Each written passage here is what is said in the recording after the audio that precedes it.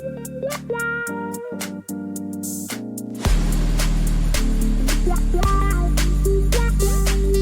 to An Awful World, but not awful like you think. This is the show where we discuss whether we would have discovered important advances in a world exclusively full of Haylies and Libbys. I'm Haylie. And I'm Libby. And today we're going to be talking about the history of language and whether we would have come up with language in a world full of Haylies and Libbys. Which we absolutely would have come up with our own language. Totally. A resounding yes. Absolutely. Would it have been English? Never. Probably not. No. No. This language is nonsense. Unfortunately, it's the language that we know. Mm-hmm. So it is the language we will be doing the podcast in. For sure. Yes. And the words we will be using for what we would discuss in these languages. Yes. But there's no way that that English is what we would have come up with. For sure. Yeah. I mean, obviously, like, in case you guys haven't noticed, we're pretty wordy people. We wouldn't have a podcast if we weren't wordy people and that had a lot to say.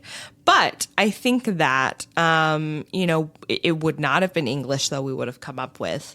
And just sort of like looking to the history of language is pretty interesting. It seems like, to me, just based off my very limited research, that we don't totally know the origin of language, how it became what it is. But we were kind of talking off mic about the English language and how English is a Germanic language. And that's, so it's like a language that's sort of spun off from another language and that sort of thing. And I think that's what's really interesting about language is that there are lots of dialects of various, different types of language. Like, even when you think about the United States, if you break it down into Midwest, Northeast, South, West, there are different, not necessarily dialects, but there are definitely different accents and maybe different like verbiage that they would use for things that we don't necessarily use here. Like if you go down to Georgia and you order a Coke at a restaurant, it's definitely not the same thing that you would order here in the Midwest. Yes. Even my husband, who's from Southern Indiana, and I'm from Northern Indiana, where in Northern Indiana, you would call a soda a pop. Mm-hmm. Then in Southern Indiana, growing up, he would say, I'll have a Coke. And his mom would ask, well, what kind? To which I would say, a Coke is a Coke. What do you mean? I'm asking for a Coke. Yes. And he would be like, oh, a Dr. Pepper. And I'm like, right. That's a completely different drink.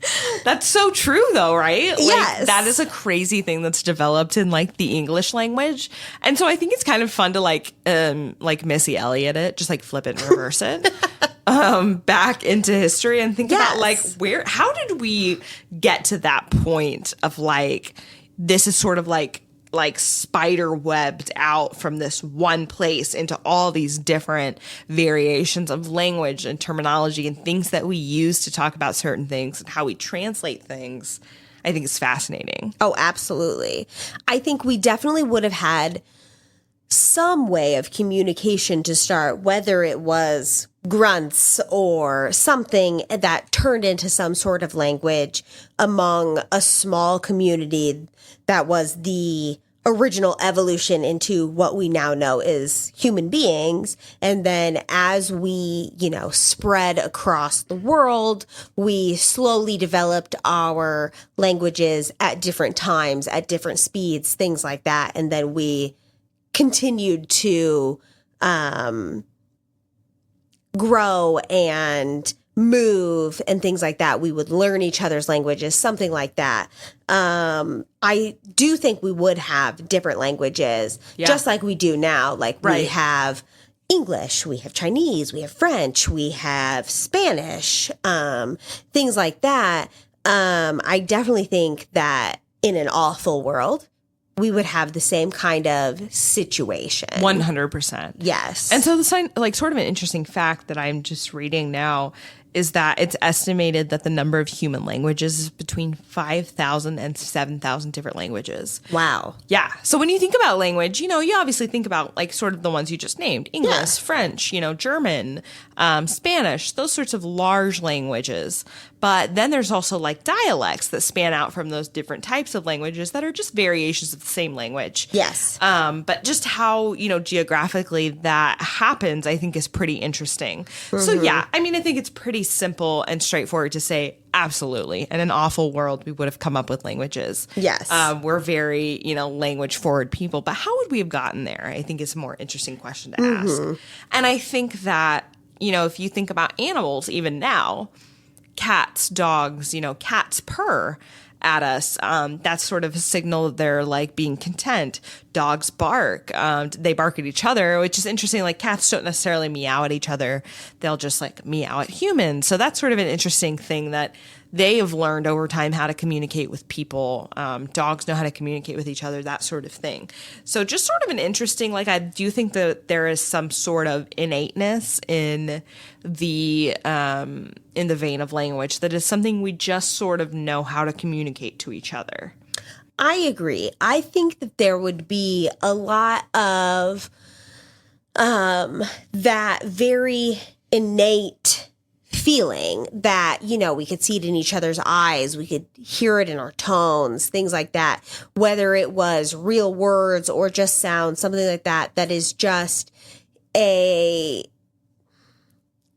something that we, knowing each other, would be able to comprehend. And from there, it would grow. But honestly, I think in an awful world, that we would be, I feel like, more in tune with a lot of animals. And, I'm not sure what cave people, these past generations, what their original languages would have stemmed from. Maybe it was something that, were their original sounds plus maybe sounds that animals made that they heard, things like that. I'm not really sure, but I feel like you and I are very big animal people. Yeah. And I feel like we would be very attuned to the animals that are around us. Yeah. And we would use a lot of sounds that those animals make that we can comprehend as certain feelings, certain emotions into our kind of verbiage, if you will,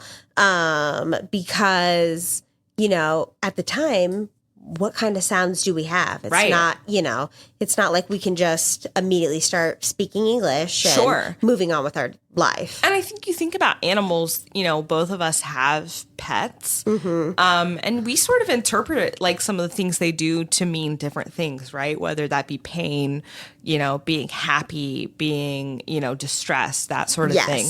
We know how to interpret that. And I think that it's interesting that, there are sort of universal things across languages that exist today. If there are 5,000 to 7,000 languages in the world, universally, though, we pretty much know, we can determine when someone's in pain, when they're howling out in pain or something like that. Even if we don't speak the same language, which I think is very interesting. So I was just kind of, reading a little bit about the origin of language. And honestly, we have no idea where it comes from. It is such a complex idea that, even our best and brightest minds can't figure out exactly what the origin of it is because it has become so developed over time. And this is something that honestly I've often thought about, like with, children. You if you've ever been around a child who is, maybe 4, 5, 6 years old, starting out kindergarten, being in preschool, that sort of thing, and watching them learn language and learn to read and learn to speak and that sort of thing, it's remarkable. I mean, it is truly a miracle that, I could point to anything in this room and tell you what it is just, from memory. So linguistics is just absolutely fascinating to me. Yes. And it is funny because it's one of those things when you watch children speak and you are talking with them and you're like, and then you look at their parents to be like, what did they say? And their parents know exactly what they're trying to say. And it's one of those things, it's so innate that you're going to, as a human being, you're going to babble, you're going to make noises that slowly evolve into words themselves.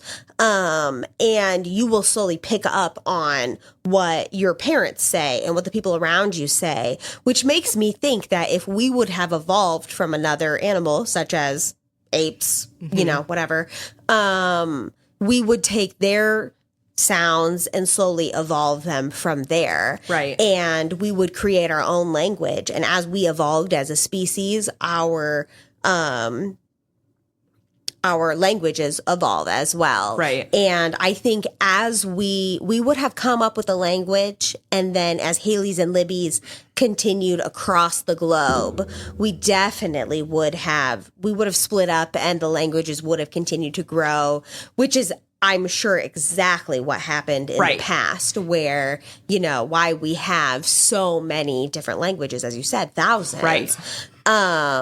But we would have all continued to grow within these languages. For sure. I totally agree. I think that, even the way it happened here, which we don't totally know how it happened, but even in an awful world full of Haylies and Libbys, it would have taken some time for it to develop into what it became, right? Yes. I think probably pretty prehistoric languages were mostly, just like grunts and noises and things like that. They just interpreted to mean other things, or certain things rather.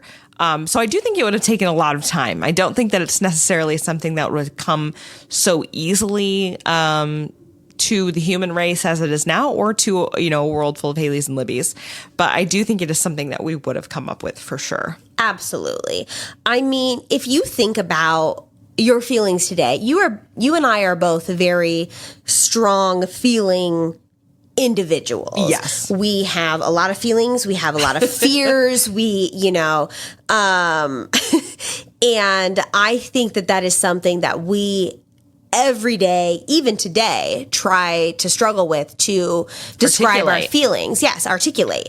And I think that starting as the first humans ever, we would continue to work towards on how to describe those feelings. For sure. And that has to be how, language developed. And something that, I know I said that fire is what distinguishes humans from animals, but sometimes I think language is another one of those things. It's not the only defining characteristic, right? But it's one of those things where animals clearly are trying to convey their feelings, right? But as humans, we're not just trying to convey our feelings, but we're trying to describe and articulate an entire set of emotions that are so complex past I'm sad, I'm hurt, I'm happy. Absolutely. Things like that. Yeah, and I think that's what's so interesting about humans, right? Like, obviously, we have all of these brilliant creatures in the world. Mm-hmm. Just take a dog, for example. Dogs are very intelligent animals. Absolutely. Of course, they feel pain. They know, what's going on around them. They clearly have short and long-term memory. Those are things that are definitely have been observed in dogs. But whether or not, they are really like conscious animals that can articulate those sorts of feelings of, maybe deeper feelings like resentment or like real like love or things like that, I think is something that's really interesting to think about. We are truly uniquely the only species in the world that has developed the ability to truly convey that between two people. Yes. I mean, the fact that you and I are sitting here, talking into microphones and using computers and phones and all these things that honestly we've used communication between people to, collaborate and to develop these amazing things is wild. And I don't think that we would have gotten to, in this world or in an awful world, we would not have gotten to this point without communication. We need to be able to communicate and collaborate with people. Most of the things that most of the inventions you see in the world are not the product of one human being, figuring it out. It's several people collaborating together to figure out this thing. And it's usually, via language that they're able to communicate things to each other. Hey, listener, if you're in the Indianapolis area looking for warm photos of you and your loved ones, you're going to want to check out Hey Blondie. Hey Blondie is committed to capturing people from all walks of life through all stages of life, from a new baby to graduation. Check out heyblondiphoto.com for more information and give them a like on Facebook and Instagram at heyblondiphoto.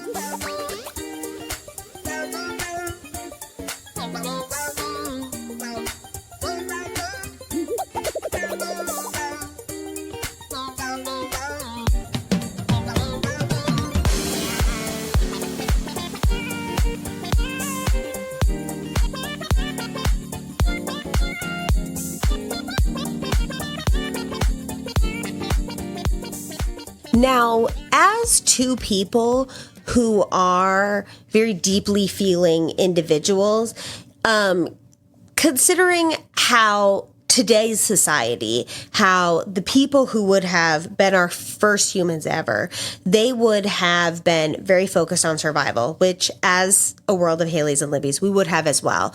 But as such deeply feeling individuals, do you think our language would be more complex today if it were just the two of us as the world, versus the people who made the world who they are today?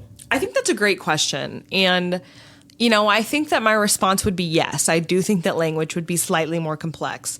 And the reason I say that is because, as you've mentioned, we are such, empathetic feeling people that really spend a lot of time trying to articulate the way we feel and to describe it to other people to be able to feel it similarly or to understand what we're feeling. I think because we are two people that are like that, that language definitely would be, a little more important than it is today in this world that we live in. Also, it should be noted, obviously, that we're both women.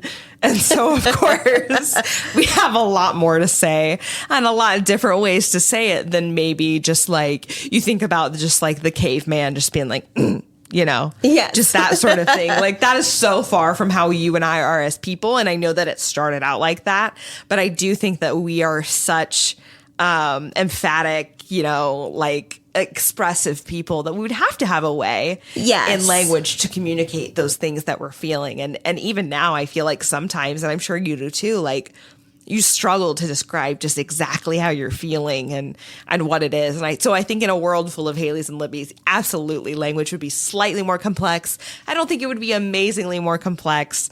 But I do think there would be sort of an edge to it to make it a little more relatable between our species. Yes, I completely agree. And I don't want to discredit those who came before us, right, who actually were these first human beings who they really were. They were just here to survive and grow and, things like that. And language, I guarantee, was not the first thought that they had. They were like, we need to communicate, but just barely. Right. And, I don't want to discredit that because, look how far our society has come today. And would this be our society if it was a world full of Haylies and Libbys?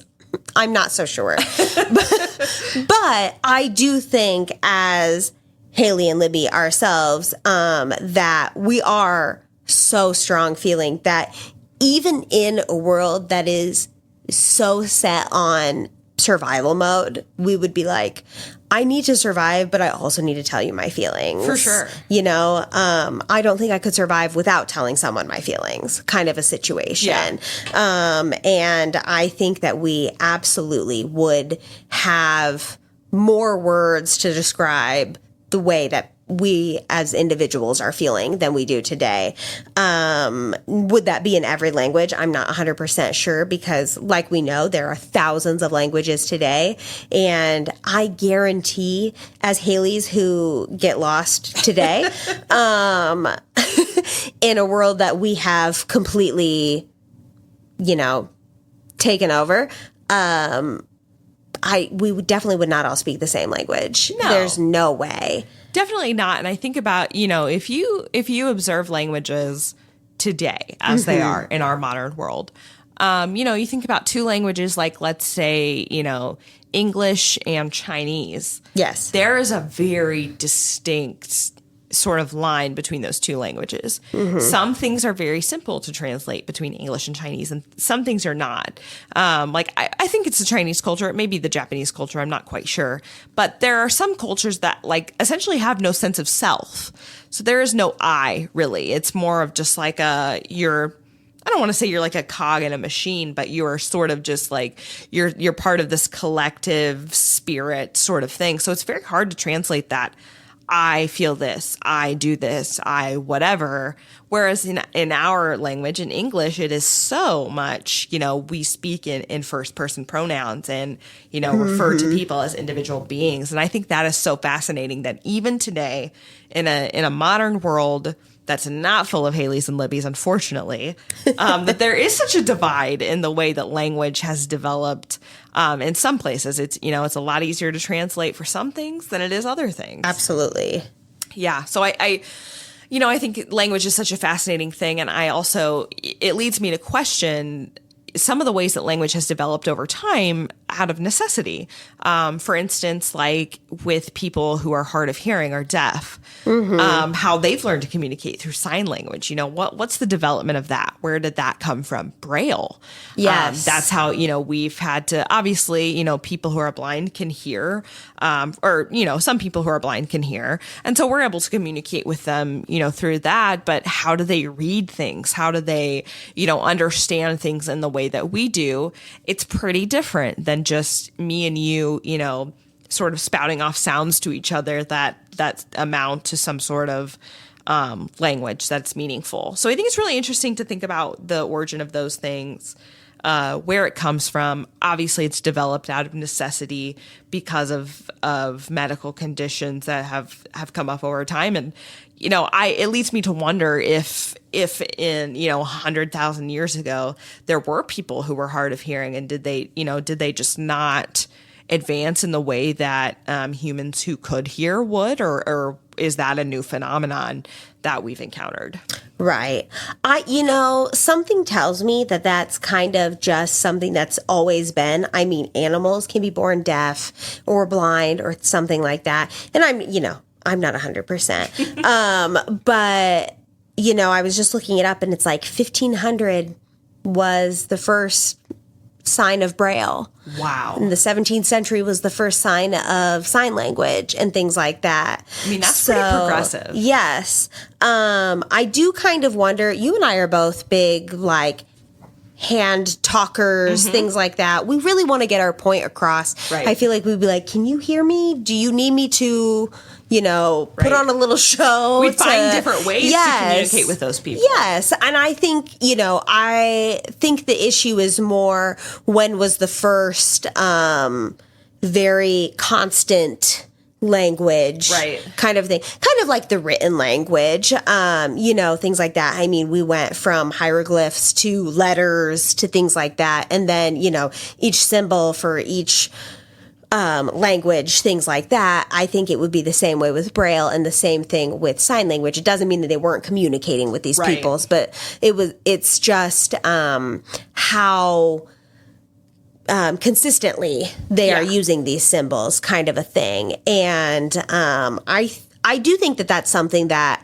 you and I would have, in a world of Haylies and Libbys, would have done earlier, right? Then maybe again, it's not like we know these people in the past and the things they went through, but I think it's something that we could have come to earlier, because we are very focused on getting our point across, making sure people understand us, things like that. Again, we're both attorneys. We're both very focused on making sure people understand, and we're very language focused instead of STEM sort of people. Yeah, we're definitely communication type people. Absolutely. So I think that would definitely come into play, and that's somewhere I think that we would excel. And I would like to point those things out as we go along, because I'm sure there are places that we're going to fail. We're going to fail hardcore. Right. So if we can excel anywhere, I love to point that out. I totally agree. And honestly, I think the reason that I've wanted to bring up the Braille and the sign language thing is that is something that seems to me, based on what I know, to be a little more recent than, the development of language itself. So kind of as I mentioned before, it's my understanding that we don't really know the origin of language. We don't know where it started, how it became to be what it is. We just have it, today as it is. And it's been like this, probably for easily about 1,000 years, give or take a little bit. We have writings going back as far as that and maybe even a little farther. But, sign language and Braille, they seem like more recent things to me, especially sign language. Braille, you can sort of figure out maybe how to develop, letters and things like that. But sign language, to try to figure out how to communicate everything in the English language or any other language to a person who cannot hear is such a wild concept to me. So I think it is just like a recent example of how communication is developed and how we learn. And honestly, I think all of it is a testament to just how absolutely, amazing our brains are. Yes. That they are able to pick up language like this. I'm sure you've seen like kids even these days, like little toddlers will use sign language to signal, that they want more or that they're done. Exactly. Yes. That is such a huge thing. So, it's the so fact cute. that it is so cute just seeing them wave their little hands. All done. All done. The fact that they know how to do that though, that's remarkable. I mean, that is a human that is, brand new, fresh, who honestly cannot really communicate via the English language as well as they can communicate via sign language. So that is pretty remarkable that I think is something to be noted. Yes, 100%. I just think it's so fascinating. I have a friend who asked me, in a world full of Haylies and Libbys, there are some tribes of human beings where even though they're maybe 20 minutes away from another group of human beings, would they be, speaking the same language, where in these tribes they aren't. They're, several languages within 100 miles of each other. And would that be something that we would do? And I like to think that as, the original human beings in a world of Haylies and Libbys, we would have had a base set of knowledge and we would have spread out, and we probably would be that kind of situation until we could travel more easily between one another, things like that. We would have had, because language is constantly growing. I mean, think about the slang today versus the slang from when we were teenagers, which hurts my feelings a little. Honestly, yes, very much. But it's constantly growing, whether, even here in the US, the Midwest slang is different from the East Coast, West Coast slang, things like that. And I mean, with the internet, things like that, we all try to stay about the same, things like that. But even those, you move on so quickly and you grow so quickly and you change so quickly that if we were just different groups of people living differently 20 minutes away from each other because we had wandered off and couldn't find our way back, we would absolutely have different languages. But we would still develop a language that our people could understand. Yeah. And I think that's what's important. For sure. Yeah. And I definitely agree with what you're saying, that I think that, and this is something that is way down the line, but the internet, is something that has brought us together so much as just a human race that, you and I could converse with somebody who lives across the world, who's in China or who is in Australia or whatever. The farthest you can get from the Midwest is pretty remarkable, and that we're able to communicate with people like that. So I think, absent that sort of thing, that, we would have, spread out, we would have developed new dialects. And like, as you mentioned, even now in this modern world where we're very able to communicate with people from different places, whether that be within our own countries, within our own languages, or outside of that, we develop new words all the time. We develop new verbiage, all that sort of thing.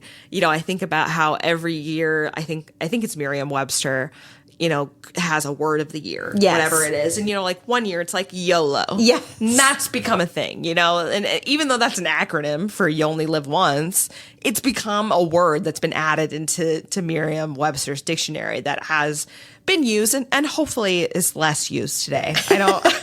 I mean, that was really big when I was in college to date myself, but absolutely. Like circa 2012, 100%. Oh, 100%. YOLO all the time, right? Yes. And so, language is constantly evolving, and It seems to me, I don't know if you feel this way, but it's like a lot of shortening of words that we already have. Yes. Like the word of the year this year, I feel like is Riz. And maybe I'm just like an old person who's not like with the times, but it feels to me like Riz is the word this year. And that's just short for charisma. It is. And I love it. Personally, I think it's the best slang we've had in a while. And I know that not everybody agrees. I love it.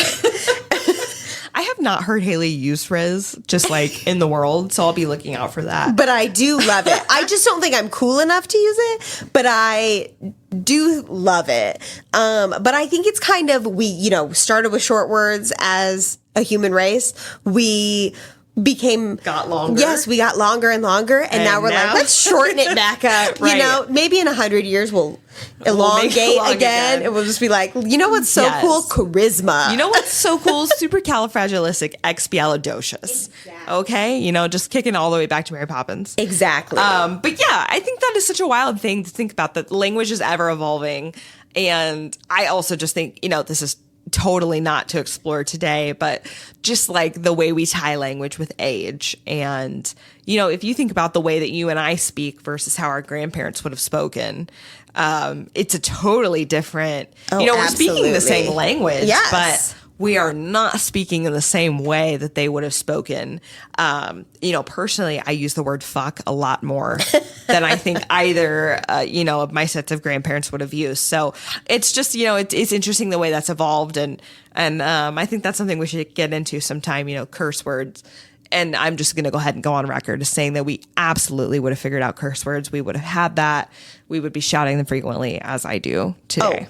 100%. I mean, there are studies that show that if you hurt yourself and you shout curse words, it does make you feel better. And that's great, because I'll continue to do that. Exactly. And so we would have figured that out. Would they be the same curse words that we have today? Probably not. No. But I'm sure we would have them. We would have come up with something. Oh, yes.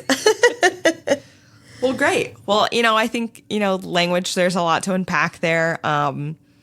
You know, as we've kind of talked about today, we have no idea where it comes from, why it is, but it I think it has really advanced our societies in the world in general, our human race so much that it's such an important piece of the puzzle. And I don't think a world full of Haylies and Libbys could have existed without language. Yes, we would have absolutely had to have had language. And in the end, again, we're one step closer to it being less of an awful world. Absolutely. On our way to an awful world. So far, we are just really on a roll.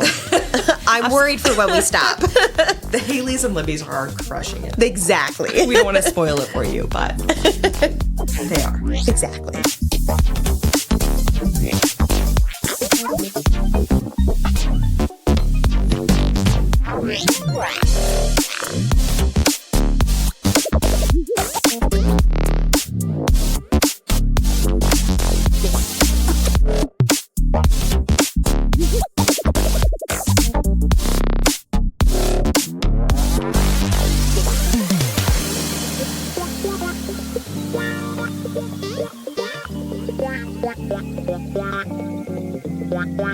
Wow.